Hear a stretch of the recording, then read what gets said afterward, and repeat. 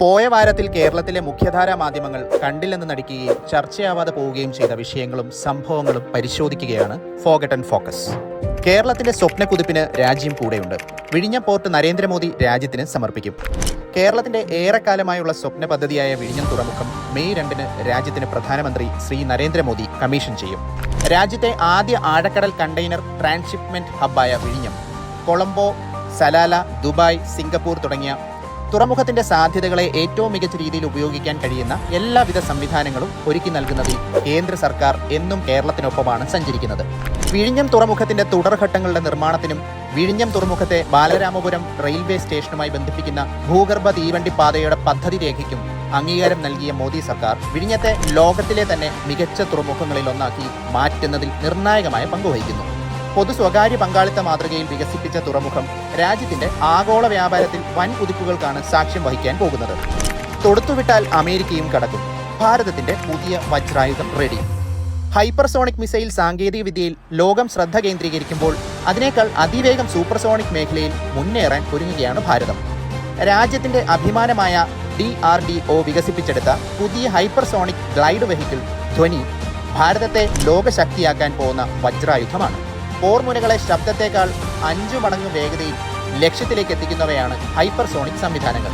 ഈ മേഖലയിൽ ശക്തരായ അമേരിക്ക, റഷ്യ, ചൈന തുടങ്ങിയ രാജ്യങ്ങളുടെ നിരയിൽ സ്വന്തമായ ഒരിടം സൃഷ്ടിക്കുകയാണ് നമ്മുടെ രാജ്യവും. ഭൗമാന്തരീക്ഷത്തിന് പുറത്തേക്ക് ബൂസ്റ്റർ റോക്കറ്റുകളുടെ സഹായത്തോടെ വിക്ഷേപിക്കുന്ന ധ്വനി അവിടെ നിന്ന് സ്വയം ഗ്ലൈഡ് ചെയ്ത് ലക്ഷ്യസ്ഥാനത്തേക്ക് കുതിപ്പ് തുടരും. സഞ്ചാരത്തിനിടയിൽ വളഞ്ഞും പുളഞ്ഞും കുത്തനെ ഉയർന്നും താഴ്ന്നുമൊക്കെ സഞ്ചരിക്കുന്നതിനാൽ എതിരാളികളുടെ സാധാരണ മിസൈൽ പ്രതിരോധ സംവിധാനങ്ങൾക്ക് ഇതിന്റെ സഞ്ചാരപാത കൃത്യമായി നിർണ്ണയിക്കാൻ സാധിക്കില്ല എന്ന് മാത്രമല്ല, ഹൈപ്പർസോണിക് വേഗതയിൽ സഞ്ചരിക്കുന്നതിനാൽ തിരിച്ചറിഞ്ഞ് പ്രതിരോധിക്കുവാനുള്ള സമയവും ലഭിക്കില്ല എന്നതും സൂപ്പർസോണിക് സംവിധാനങ്ങളുടെ നേട്ടങ്ങളാണ്.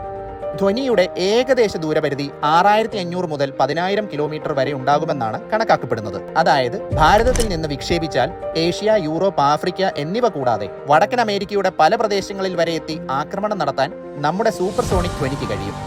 ആയുധ നിർമ്മാണത്തിലും പ്രതിരോധ സംവിധാനങ്ങളിലും നവീനമായ സാങ്കേതിക വിദ്യകളിലൂടെ പ്രതിരോധ മേഖലയിൽ ലോകത്തിലെ തന്നെ വലിയ ശക്തിയായി മാറുകയാണ് ഭാരതം. മോദി സർക്കാരിന്റെ കീഴിൽ ഭാരതത്തിലെ അതിദരിദ്രരുടെ എണ്ണം കുത്തനെ കുറഞ്ഞതായി ലോകബാങ്ക് റിപ്പോർട്ടുകൾ. 2011-12 വർഷത്തിൽ രാജ്യത്ത് അതിദാരിദ്ര്യം അനുഭവിക്കുന്നവർ ജനസംഖ്യയുടെ 16.2% പേരായിരുന്നു. എന്നാൽ 10 വർഷത്തിനിപ്പുറം സർക്കാരിന്റെ ശ്രമകരമായ പദ്ധതികളിലൂടെ 2022-23 വർഷത്തിൽ അതിദരിദ്രരുടെ എണ്ണം 2.3% കുറഞ്ഞുവെന്നാണ് ലോകബാങ്ക് റിപ്പോർട്ടിൽ പറയുന്നത്. കഴിഞ്ഞ 10 വർഷം കൊണ്ട് 17.1 കോടി ആളുകളെയാണ് അതിദാരിദ്ര്യത്തിൽ നിന്നും ഭാരത സർക്കാർ മുക്തരാക്കിയിരിക്കുന്നത്.